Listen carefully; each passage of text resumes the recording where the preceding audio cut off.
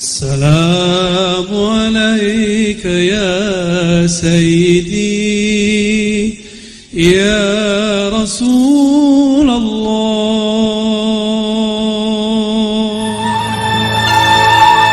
Alhamdulillah Rabbil Alamin, wassalatu wassalamu ala sayyidil awwalin sayyidil akhirin nabiyina Muhammad wal alihi wal mahdi khalifatihi wassalam. Sahabat-sahabat yang dimuliakan Allah, pada pembahasan kali ini kita akan meneruskan tingkatan atau macam-macam iradah. Tingkatan ketiga dari iradah, jika yang pertama tadi adalah berkehendak menuntut sesuatu berupa materi di sisi Allah, sedangkan yang kedua menuntut sesuatu yang sifatnya immateri, ketenangan jiwa, kedamaian, kekhusyuan. Maka yang ketiga ini iradatullah azza wajal, berkehendak agar kehendaknya lebur dalam kehendak Allah, berkeinginan agar keinginannya hilang dalam keinginan Allah. Inilah iradatullah azza wajal. Orang-orang ini mereka tidak lagi berkehendak apa-apa kepada Allah subhanahu wa ta'ala. Yang penting Allah menyukai, mencintai apa yang dilakukan. Maka Al-Imam Syekh Abdul Qadir Jilani dalam Al-Fathur Rabbani mengurai hal ini dengan sangat panjang sekali. Apa kata beliau? Pada level ini al-qaum, wali-wali Allah, la yuriduna ma'allahi iradah. Mereka tidak lagi menghendaki sesuatu yang bersumber dari dirinya, yang dia minta kepada Allah. Wala yakhtaruna ma'ahu ikhtiaran. Tidak ada lagi pilihan-pilihan dalam dirinya kecuali apa yang hanya Allah pilihkan untuknya. Mereka ini sudah jatuh, sudah masuk ke dalam ruang cinta. Mereka sudah masuk ke dalam bab mahabbah. Maka kehendak Allah itulah kehendaknya, kalam Allah itulah kalamnya. Mereka tidak lagi mengatakan, ya Allah, kalau aku begini bagaimana? Tidak ada lagi. Apa yang Allah kehendaki, itulah yang dia kehendaki. Maka orang-orang ini la yahrusuna ala talabi aqsamihim, tidak lagi punya obsesi terhadap materi, meskipun mereka butuh materi. Mereka tidak mengadukan persoalan mereka kepada Allah, karena sungguh tidak pantas mengadukan hal-hal yang remeh kepada Allah subhanahu wa ta'ala. Begitu zuruna ila ghairihim, terhadap hak mereka, mereka tidak lagi. Apalagi mereka memperhatikan bagian bagikan Allah kepada makhluk selainnya. Mereka pernah iri dan dengki kepada siapapun, karena apapun yang mereka lihat semuanya dipandang Allah. Sahabat-sahabat, kadang-kadang inilah yang banyak orang lupa. Kebanyakan orang memahami bahwa jika dia berkata sesuatu maka dia menganggap Allah tidak mendengarkan. Ini adalah tuduhan yang luar biasa dilakukan oleh seorang hamba, yang dikatakan seorang hamba kepada Allah subhanahu wa ta'ala. Inilah yang dikatakan oleh Imam Nu'taillah Sekandari dalam kitab Al-Hikam, ya? Talabuka minhu ittiham, engkau banyak tuntutan kepadanya, itu sama dengan menuduhnya. Banyak di antara kita berdoa menuntut sesuatu kepada Allah karena kita berpikir Allah lupa dengan apa yang seharusnya ada kita. Kita menuduh dan membayangkan, mengimajinasikan bahwa Allah terhadap hajat-hajat yang kita mau. Salah satu yang boleh kita sebut su'uzzon, buruk sangkanya seorang hamba ke Allah subhanahu wa ta'ala. Dan sahabat dimuliakan Allah, ini bagian dari dosa. Nabi SAW mengatakan, yamutanna ahadukum wa huwa yuhsinu dhanna billah. Janganlah kamu mati dan kita tidak tahu kapan kita mati. Apakah nanti, esok, setahun lagi, 10 tahun lagi, 13 tahun lagi, tidak mengetahui sama sekali. Karena kita tidak tahu, maka seyogyanya setiap saat kita kemudian berhati-hati. Siapa tahu sebentar lagi kita akan mati, maka berhusnuzanlah kepada Allah. Hadis ini hadis Imam Muslim. Berbaik sangkalah kepada Allah bahwa Allah selalu berkehendak kebaikan kita semua. Allah tidak pernah berkehendak yang buruk bagi kita. Maka tidak ada namanya Allah salah rezeki. Ada orang-orang yang berpikir bahwa dia menginginkan sesuatu, tapi yang mendapatkan orang lain. Dalam hatinya dia mengatakan, ya Allah, itu kan hak saya, kenapa dia yang mendapatkan? Aku yang kerja, kenapa dia yang mendapatkan? Aku yang usaha, kenapa dia yang memperoleh? Keyakinan seperti ini muncul daripada su'uzan, su'ul i'tiqad, i'tikad yang kepada Allah Subhanahu wa taala. Orang seperti ini tidak lolos rukun imannya, dan orang seperti ini akan dimurkai oleh Allah Subhanahu wa taala. Makanya iradatullah azza wa jal, kehendak Allah dalam hal ini, ketika leburnya kehendak seorang dalam kehendak Allah, ketika si hamba tidak lagi menginginkan kecuali apa yang Allah inginkan. Suatu kali Sayyidina Abu Bakar As-Siddiq ditanya mengenai makom spiritual yang dialami. Apa pertanyaannya? Ya Abu Bakar, madza turid? Wahai Abu Bakar, apa yang engkau kehendaki? Apa yang engkau inginkan di sisi Allah, Rasulullah sallallahu alaihi wasallam? Apa jawaban beliau? Uridu alla urid. Aku menginginkan kondisi makom di saat kolbuku, nafsku, jiwaku tidak lagi menginginkan sesuatu. Bertanya lagi, madza takhtar? Apa yang engkau pilih? Jika engkau diberikan hak memilih, wahai Abu Bakar, di dunia ini masuk surga atau dibebaskan dari neraka, dapat pahala, menikahi bidadari, atau apapun. Beliau, akhtar Allah akhtar. Aku memilih untuk memilih lagi dari sisi nafsiyah diriku. Aku memilih apa yang Allah pilihkan untukku. Maka jika sudah ada pilihan Allah, tidak ada lagi pilihan Abu Bakar. Jika sudah kehendak Allah, tiada lagi kehendak Abu Bakar As-Siddiq. Inilah makom salatnya Abu Bakar As-Siddiq. Abu Bakar As-Siddiq ketika dia bertakbir, dia merasa bukan dirinya yang membesarkan Allah, karena seorang Abu Bakar tidak dapat membayangkan besarnya Allah. Maka di saat dia bertakbir, Allah meminjam lisannya memuji dirinya sendiri, meminjam lisan Abu Bakar Siddiq untuk memuji Allah Subhanahu wa taala.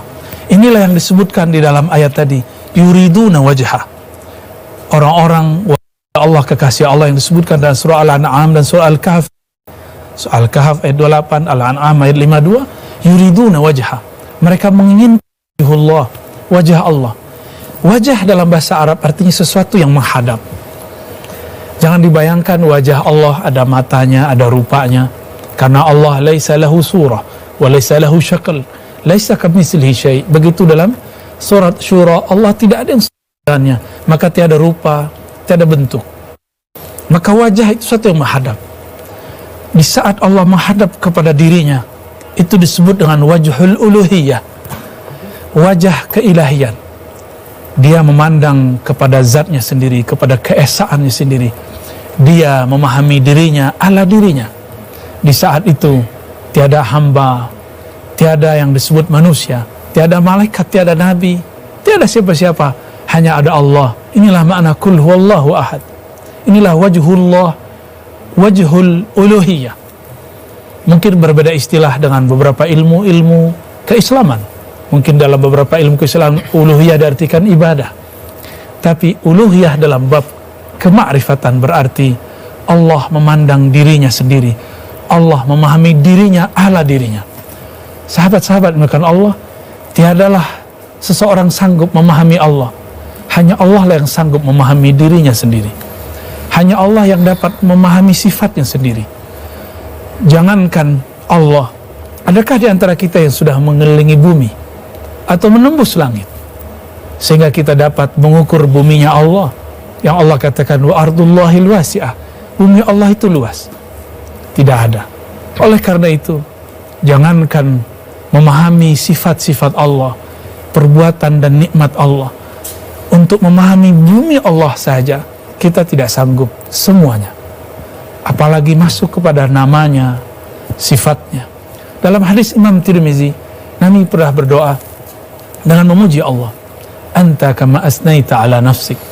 Ya Allah, engkau terpuji sebagaimana engkau memuji dirimu sendiri, bukan sebagaimana kami memujimu, ya Allah. Anak kecil membayangkan Allah suatu yang besar mengelilingi bumi, tapi itu bayangan anak kecil. Ketika dia bertambah besar, dewasa, kadang-kadang pemahaman ini belum hilang. Ketika seseorang memahami Allah Subhanahu wa Ta'ala, masih ala fikirannya, maka dia akan membayangkan, akan mengimajinasikan satu bentuk Allah Subhanahu wa Ta'ala, dan ini berbahaya. Sahabat-sahabat dimuliakan Allah, iradatullah azza wajalla, kehendak, menghabiskan kehendak kita dalam kehendak Allah, menghabiskan pemahaman kita dalam pemahaman Allah Subhanahu wa Ta'ala.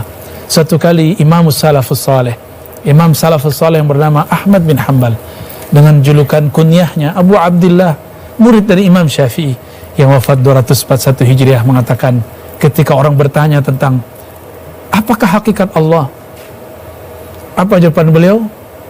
Mahma tasawwarta bi balik fallahu bi khilafi dzalik. Apapun yang terbayang dalam fikiranmu, itu bukanlah Allah. Allah berbeda dengan semua yang engkau bayangkan.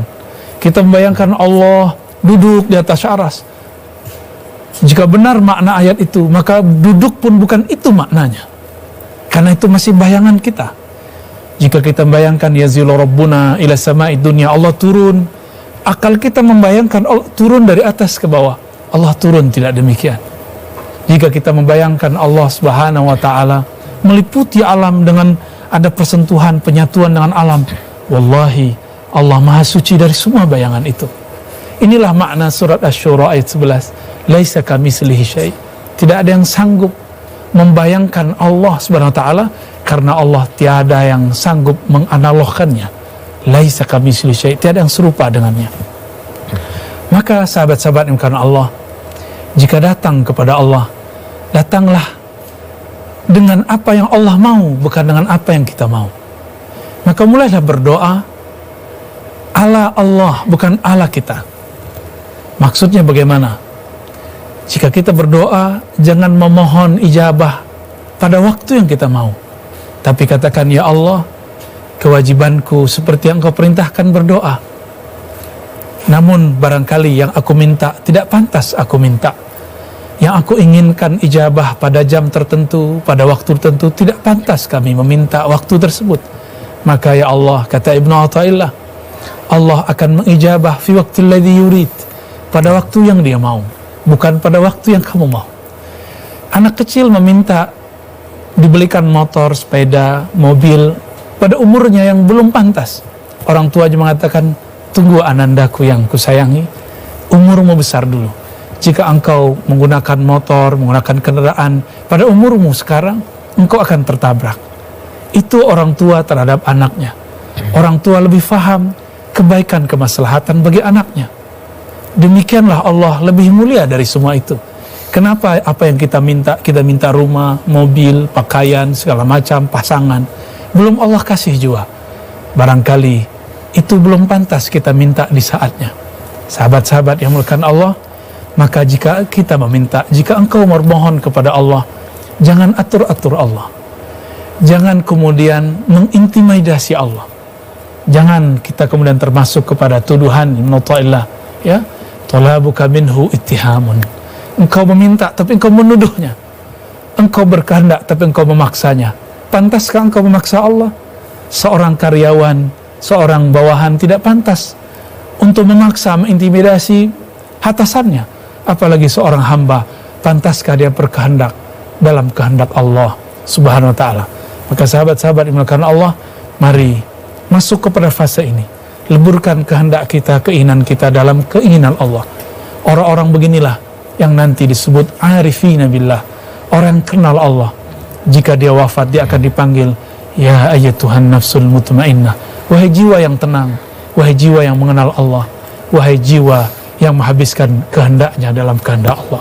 Wassallallahu ala sayyidina Muhammad.